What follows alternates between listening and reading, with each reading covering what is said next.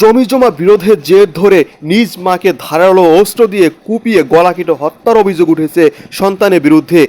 গত সোমবার সন্ধ্যায় ফরিদপুর জেলা সদরের মাচ্চার ইউনিয়নের ঘনশ্যামপুর গ্রামে এই ঘটনাটি ঘটে। নিহত ওই বৃদ্ধ ওই গ্রামের গেন্দু মল্লিকের স্ত্রী। জানা যায় তার দুই সন্তান রয়েছে। প্রথম বড় সন্তানের নাম কোরবান মল্লিক এবং ছোট সন্তানের নাম এসকেন মল্লিক। এই দুই ভাইয়ের মধ্যে মায়ের জমি নিয়ে বিরোধ চলে আসছিল। সেই সূত্র ধরে কোরবান মল্লিক তার মাকে হত্যা করেছে বলে ছোট ভাইয়ের অভিযোগ। দর্শক, আমরা এ বিষয়ে ছোট সন্তান এসকেন মল্লিকের সাথে কথা বলবো, আসলে সেখানে কি ঘটেছিল।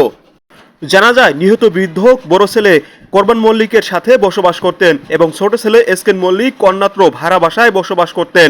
তাদের মাঝে মায়ের জমি নিয়ে বিরোধ চলে আসছিল। সেই বিরোধের জের ধরে মাকে কুপিয়ে হত্যার অভিযোগ করেছেন ছোট ছেলে। তবে ঘটনাটি আড়াল করার চেষ্টা চালায় কোরবান মল্লিক। রাত 8টার দিকে কোতোয়ালি থানা পুলিশ খবর পেয়ে ফরিদপুর বঙ্গবন্ধু শেখ মুজিব মেডিকেল হাসপাতালে ছুটে যায় এবং সেখানে ওই বৃদ্ধকে মৃত অবস্থায় দেখতে পায়। পরে ফরিদপুর কোতোয়ালি থানায় এদিন সন্ধ্যায় ছোট ছেলে এসকেন মল্লিক বাদী হয়ে একটি হত্যা মামলা দায়ের করেন। আমার দুই ভাই দুই জায়গায় থাকি। গতকালকে আনুমানিক 2টার দিকে এই ঘটনা ঘটে। আমি 4টার দিকে আর কি সংবাদ পাই। আমার ভাই আমাকে টেলিফোনে বলে, কান্না মাত্রই আমি আমাদের বাসা থেকে চলে আসি।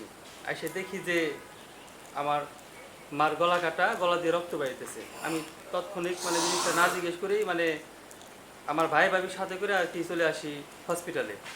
তো আইসা পর্যায়ক্রমে শুনতে পারি আর কি যে দাও দিয়ে আর কি গলা পাইছে কোপ দিছে। আর তার আগে মূলত আমাকে পারিবারিকভাবে জমি নিয়ে আর কি একটু সমস্যা আর কি।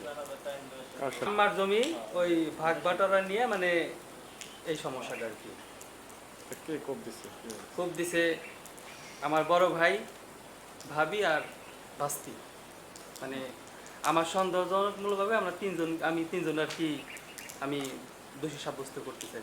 আমরা হসপিটালে আসার পরে পুলিশ আসে, তদন্ত করার পরে ওই ভাই ভাবিকে নিয়ে যায় সে থানায়। তারপরে রাত্রে আবার যায় সেটা ডিবি যায় সেটা ওখানে তদন্ত করে, যা যা দিয়ে আর কি আহত করা হয়েছে ওইগুলো আর কি সংরক্ষণ করে। তারপরে আমার মাকে হসপিটালে আনছি 4:30টার দিকে আনছি। এখানে আনার পরে মোটামুটি 1-1.5 ঘন্টা আর কি ছিল আর কি। তো নির্ধারিত টাইম আমি বলতে পারবো না যে কখন মারা গেছে আর কি। 1-1.5 ঘন্টা ঘোরাঘুরির পরে ওই ডাক্তার আর কি বলে যে তোমার মা বেঁচে নাই। মূলত এই জমি নিয়ে আর কি এই খুনটা আর কি হয়। তো আমি এর দৃষ্টান্তমূলক শাস্তি চাই। আমি ছোট, আমার বড় ভাই, ভাবি আর বাস্তি, এই তিনজন আমার জ্ঞান থেকে মনে হয় যে ওরা এই খুনটা পরিকল্পিতভাবে করেছে। সদর থানাধীন মাচ্চর ইউনিয়নের ঘনশ্যামপুর এলাকায় ভিকটিম রাবেয়া খাতুন এলাইস ময়না, 67 বছর বয়স।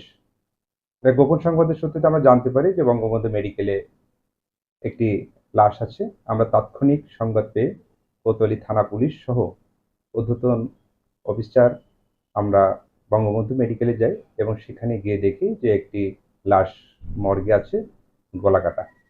তাৎক্ষণিক আমার কোতোয়ালি থানা পুলিশ সুরতাল রিপোর্ট প্রস্তুত করে এটা ময়নাতদন্তে প্রেরণ করে এবং এই সংক্রান্তে আমরা ঘটনাস্থলে গিয়েছিলাম।